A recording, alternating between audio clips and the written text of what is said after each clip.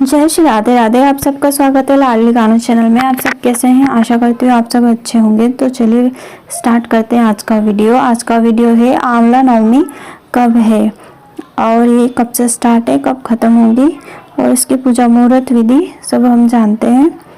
हिंदू पंचांग के मुताबिक हर साल कार्तिक मास के शुक्ल पक्ष की नवमी तिथि को अक्षय नवमी मनाई जाती है। इस साल अक्षय नवमी 2 नवंबर 2022 के दिन बुधवार को मनाई जाएगी। अक्षय नवमी को आंवला नवमी भी कहा जाता है। इस दिन भगवान विष्णु और आंवले के वृक्ष की पूजा का महत्व है। अक्षय नवमी की तिथि की शुरुआत 1 नवंबर रात 11:04 से स्टार्ट होंगी और 2 नवंबर को ये रात 9:09 पे समाप्त हो जाएगी। यहाँ पे शुभ मुहूर्त है 6:34 से लेके 12:04 तक इसका शुभ मुहूर्त माना गया है। अक्षय नवमी का महत्व। मान्यता है कि कार्तिक मास के शुक्ल पक्ष की नवमी तिथि से लेकर कार्तिक पूर्णिमा तक भगवान विष्णु का आंवले के पेड़ में वास होता है। यही वजह है कि अक्षय नवमी के दिन विधि विधान से आंवले के पेड़ की पूजा की जाती है। साथ ही पेड़ की छाया में बैठकर खाना खाया जाता है। कहते हैं कि ऐसा करने से भगवान विष्णु प्रसन्न होते हैं और भक्त की मनोकामना पूरी करते हैं। कई भक्त इस दिन व्रत रखते हैं। मान्यता है कि अगर कोई महिला संतान प्राप्ति के लिए ये व्रत रखती है तो उसकी इच्छा भगवान जरूर पूरी करते हैं।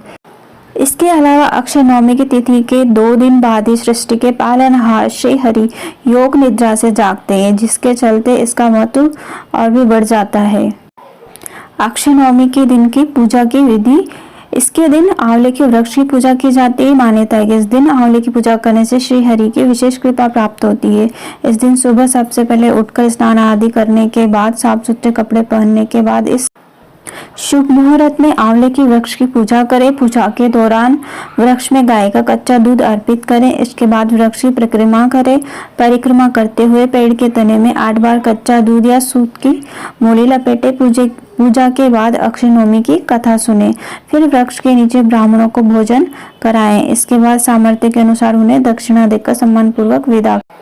आइए अब हम आंवला नवमी की व्रत कथा सुन लेते हैं। एक बार काशी नगरी में एक निसंतान व दानी वैश्य रहा करते थे। एक दिन वैश्य की पत्नी के पास पड़ोसन आई। पड़ोसन बोली, यदि तुम बाबा भैरव को एक पराये बच्चे की बलि चढ़ा दोगी तो तुम्हें पुत्र की प्राप्ति होगी। इतना कहकर पड़ोसन वहां से चली गई। वैश्य के घर लौटने के बाद उसकी पत्नी ने पड़ोसन की सारी बातें उससे कही। अपनी पत्नी की सारी बात सुनकर वैश्य ने एक मासूम बच्चे की बलि देने की बात को अस्वीकार कर दिया। लेकिन पत्नी ने अपने पति की एक न सुनी और मौका पाते ही उसने एक कन्या को कुएं में गिरा दिया और बाबा भैरव को बलि दे दी। लेकिन वैश्य की पत्नी को इस बलि का उल्टा परिणाम देखने को मिला। उसके शरीर पर घाव हो गए और उस कन्या की प्रेतात्मा उसे सताने लगी।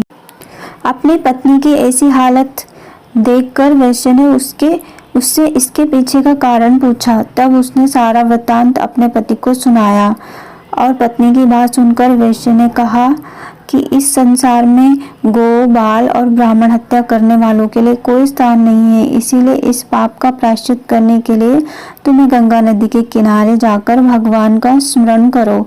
यदि सच्चे मन से तुमने भगवान का भजन किया तो तुम्हें अवश्य ही इन कष्टों से मुक्ति मिलेगी। उसने ऐसा ही किया और गंगा किनारे रहने लगी। वह प्रतिदिन भगवान का स्मरण करती थी। तब एक दिन वहां गंगा माता एक वृद्ध स्त्री का वेश धारण कर प्रकट हुई। उन्होंने वैश्य की पत्नी से कहा कि तुम मथुरा जा और वहां जाकर कार्तिक शुक्ल पक्ष के नवमी का व्रत कर और इसी दिन विधि विधान से आंवले के वृक्ष का पूजन कर।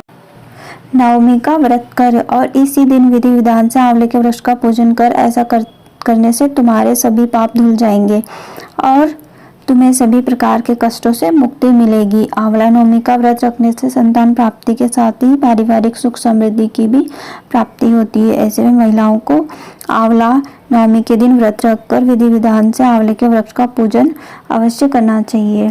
इस प्रकार से आंवला नवमी की बहुत ही प्यारी सी कथा है। अगर आप भी आंवला नवमी का व्रत करते हैं तो आप इस तरीके से कर सकते हैं और कथा सुन सकते हैं।